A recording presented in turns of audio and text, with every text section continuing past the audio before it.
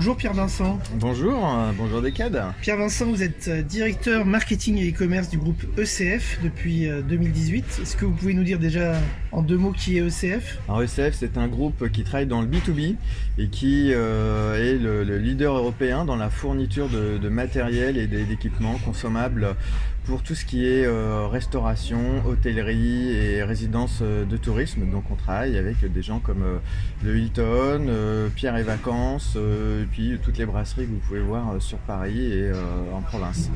Alors Decade a 30 ans, et vous faisiez quoi il y a 30 ans ? Et moi il y a 30 ans, j'ai travaillé un peu, j'étais en quatrième. Donc en quatrième, j'ai essayé d'avancer dans mes études péniblement parce que c'était un peu la période où je commençais surtout à m'intéresser aux filles, à la musique, etc. Et donc voilà, j'étais dans un univers bien loin du business et du e-commerce et du marketing. Et alors comment vous avez atterri dans le e-commerce justement ? Eh ben, un peu par hasard en fait, cette question est intéressante parce qu'en fait j'ai commencé mes études en terminale en me disant qu'est-ce que je vais faire demain. Je me suis dit voilà, moi je suis passionné de musique depuis toujours, je suis musicien et je voulais créer une maison de disques et donc je m'étais dit ben voilà, je vais créer toutes mes études après le bac, je vais les sélectionner pour demain faire une maison de disques. Donc j'ai choisi de faire un DUT de gestion des entreprises et administration et ensuite une maîtrise de gestion et marketing en me disant voilà, ça me permettra d'avoir toutes les armes pour travailler dans une maison de disques. Et à la fin de mes études, j'avais un stage à faire et à l'époque je m'intéressais pas du tout à Internet, c'était un truc qui me paraissait très loin de mes préoccupations.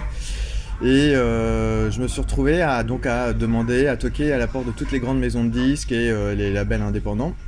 Personne ne voulait me prendre, alors je me suis intéressé aux distributeurs, dont le Club Dial. J'ai postulé au Club Dial et puis dans ma lettre de motivation, de manière un peu maligne, j'avais parlé du web. Et à ce moment-là, je suis tombé pile poil au moment où il y avait une opportunité. Ils étaient en train de créer un service web, e-commerce, au Club Dial.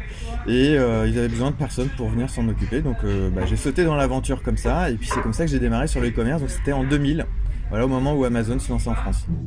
Alors votre première expérience d'achat en ligne en tant qu'utilisateur, vous vous souvenez, c'était quoi ? C'était sur quel site ? C'était pour acheter quoi ? Alors c'était un CD, alors lequel je me souviens plus, mais c'était sur Fnac.com, sur la première version du site Fnac.com. Aujourd'hui, quand vous allez sur un site de commerce en ligne, qu'est-ce que vous appréciez le plus en général et à contrario, qu'est-ce qui vous irrite le plus ? Qu'est-ce que j'apprécie le plus ? Rien de très exceptionnel. Moi, c'est la simplicité et surtout de trouver la bonne information au bon moment. C'est-à-dire que j'ai pas forcément besoin d'avoir des fonctionnalités de fou, mais en fonction des typologies de produits que je recherche, je vais avoir besoin d'une bonne information. Donc si c'est un produit techno, il me faut vraiment des caractéristiques techniques très précises. Si par contre ça va être une fringue ou autre, il faut vraiment que je puisse avoir un maximum de visuel, la capacité à me projeter dans le produit, à me dire vraiment est-ce que ce produit va être adapté à ma morphologie, etc. Donc moi c'est vraiment ça qui m'intéresse aujourd'hui. Puis évidemment aujourd'hui je consomme énormément le mobile, c'est devenu depuis très très longtemps mon bureau, mais aussi là où je gère toute ma vie personnelle. Donc c'est important que les expériences sur le mobile soient les plus fluides possibles. Alors, puisqu'on parle d'expérience, vous avez connu le commerce et l'e-commerce en général de manière professionnelle, mais si vous deviez dire sur les 30 dernières années quelles ont été les évolutions majeures du commerce, vous diriez quoi ? Déjà le fait de prendre conscience qu'il fallait arrêter de faire du commerce de masse et vraiment s'intéresser aux préoccupations de chacun, et ce vers quoi on n'a pas encore totalement abouti, c'est-à-dire la personnalisation, donc la prise en compte des besoins de chaque personne.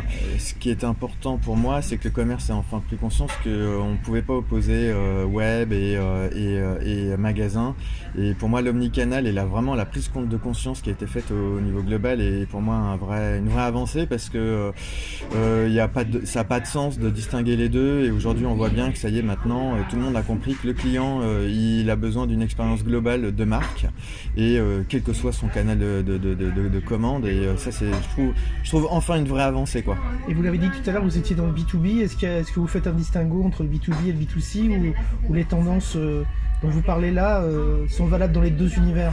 Alors c'est intéressant parce que en B2B, moi qui ai aussi travaillé pour des clients B2B quand j'avais monté ma boîte, c'est quand même un process assez particulier qui se base beaucoup sur l'acquisition et la génération de leads, donc de contacts qualifiés, là où en B2C on est plutôt sur de la commande directe ou du drive to store, donc aller générer du trafic en magasin. En fait en B2B, ce que je m'aperçois, c'est que de plus en plus les expériences sont en train de fusionner et qu'aujourd'hui même des responsables d'achat de grandes entreprises calquent leur mode d'achat B2B sur leur expérience personnelle, et c'est encore plus vrai dans le domaine de la restauration et des arts de la table, parce qu'en fait aujourd'hui je m'aperçois que les réseaux sociaux sont des choses qui sont des éléments importants dans le process de décision des acheteurs. Alors maintenant projetons-nous 30 ans en avant. Comment vous l'imaginez le commerce dans 30 ans? Il aura évolué comment? Alors ça c'est une question qui est compliquée parce que quand on regarde déjà en 30 ans, ou là où on en était, donc je crois c'était dans les années 80 encore, fin des années 80, il n'y avait pas les smartphones, il n'y avait pas internet, il y avait quand même pas beaucoup de choses. J'ai essayé de me projeter, moi en gros il y a une image qui me vient, c'est Jarvis en fait, ça me fait penser à ça, c'est-à-dire une espèce de mélange de toutes les technos un peu émergentes, un mélange de réalité virtuelle, réalité augmentée, dans lequel on va pouvoir échanger avec une machine qui sera plus seulement une interface vocale, mais vraiment comme une personne, une intelligence artificielle réelle qui va pouvoir nous conseiller, nous guider et avec lesquels on va pouvoir concevoir sous forme de manière un peu holographique devant nous des produits qu'on pourra directement imprimer en 3D directement chez nous. Donc moi ça c'est l'image qui me vient. Après il y a quelques jours j'étais à Vivatech, je voyais des gens qui faisaient du foot avec le mental, donc quelque chose un peu de l'ordre de la télépathie. Je me dis ça peut être intéressant, mais jusqu'où on peut aller avec ça, je ne sais pas. En tout cas, je pense qu'un des fondements majeurs et qui va vraiment révolutionner le commerce, c'est la prise en compte et le fait de mettre le développement durable au cœur du commerce. Ça, pour moi, ça va être la vraie révolution des années qui viennent et qui va vraiment être portée par les nouvelles générations bien plus que la nôtre. Pierre Vincent, vous remercie. Merci beaucoup et puis joyeux anniversaire Decade.